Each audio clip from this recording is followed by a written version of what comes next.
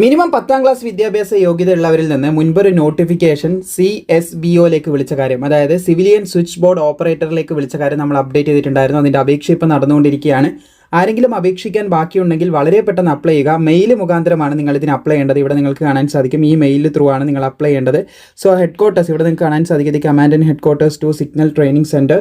ഈ ഒരു സ്ഥലത്തേക്കാണ്, ഗോവയിലേക്കാണ് നിങ്ങളുടെ പോസ്റ്റിങ്ങും കാര്യങ്ങൾ അവിടത്തേക്കാണ് ഇനിഷ്യൽ സ്റ്റേജിൽ ഉണ്ടാവുക. ഇവിടെ നമുക്ക് കാണാൻ സാധിക്കും അപേക്ഷ തുടങ്ങി 2 മെയ് 2026 ഏകദേശം 5 ജൂൺ 2026 വരെ നിങ്ങൾക്ക് അപേക്ഷിക്കാനായിട്ട് സാധിക്കുന്നതാണ്.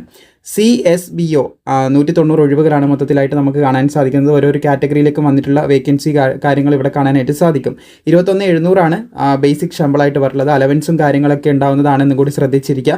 അതുപോലെ തന്നെ 18 to 25 വയസ്സ് വരെയുള്ളവർക്ക് അപേക്ഷിക്കാൻ സാധിക്കും. 3 വർഷത്തെ ഇളവ് OBCക്കും SC/STക്ക് 5 വർഷത്തെ ഇളവ് നൽകപ്പെടുന്നതായിട്ടുള്ള കാര്യവും കാണാൻ സാധിക്കും. എസെൻഷ്യൽ ക്വാളിഫിക്കേഷൻ എന്ന് പറയുന്നത് നിങ്ങൾക്ക് 10ാം ക്ലാസ് ആണ് വിദ്യാഭ്യാസ യോഗ്യതയായിട്ട് വരുന്നത്. മെട്രിക്കുലേഷൻ ആണ്. അതുപോലെ തന്നെ പ്രൊഫഷൻസി പറയുന്നുണ്ട്, ഹാൻഡ്ലിംഗ് പ്രൈവറ്റ് ബോർഡ് എക്സ്ചേഞ്ച്. അതിലുള്ള ഒരു അറിവ് വേണമെന്നാണ് പറഞ്ഞത്. എക്സ്പീരിയൻസ് ഒന്നുമില്ല, ഒരു അറിവ് ഉണ്ടായിരിക്കണം എന്നുള്ളൊരു കാര്യമാണ് പറഞ്ഞിട്ടുള്ളത്. അതുപോലെ തന്നെ ഡിസേബിൾ ആയിട്ട് fluency in speaking English and Hindi ഇംഗ്ലീഷും സംസാരിക്കാൻ അറിയുന്നവർക്ക് എന്തൊരു മുൻഗണന നൽകുന്നതായിരിക്കും എന്നും കൂടി ശ്രദ്ധിച്ചിരിക്കുക.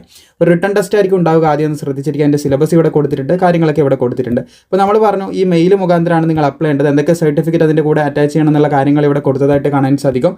പിന്നെ ഏത് ഫോമാണ് ഫില്ല് ചെയ്യേണ്ടത്, അത് ഓപ്പൺ ഫോം പിന്നെ ഫില്ല് ചെയ്യുക, പിന്നെ സേവ് ദി ഫോം, എന്നിട്ട് എന്ത് ചെയ്യുക, ഈ ഒരു മെയിലിലേക്ക് അയക്കുകയാണ് വേണ്ടത്. അപ്പോൾ ഫോം ഇവിടെ കൊടുത്തതായിട്ട് കാണാൻ സാധിക്കുന്നതാണ്. ഇവിടെ ഫോട്ടോ ഒക്കെ കൊടുത്ത് കൃത്യമായിട്ട് ടൈപ്പ് റൈറ്റ് ചെയ്ത് നിങ്ങൾക്ക് ഇത് അയക്കാനായിട്ട് സാധിക്കും. സോ ഇതിൻ്റെ ലിങ്ക് ഇതായി കൊടുത്തിട്ടുണ്ട് കേട്ടോ. ഈ അഡ്മിറ്റ് കാർഡ് ഉൾപ്പെടെയുള്ള കാര്യം നിങ്ങൾ അയക്കാനായിട്ട് ട്രൈ ചെയ്യുക.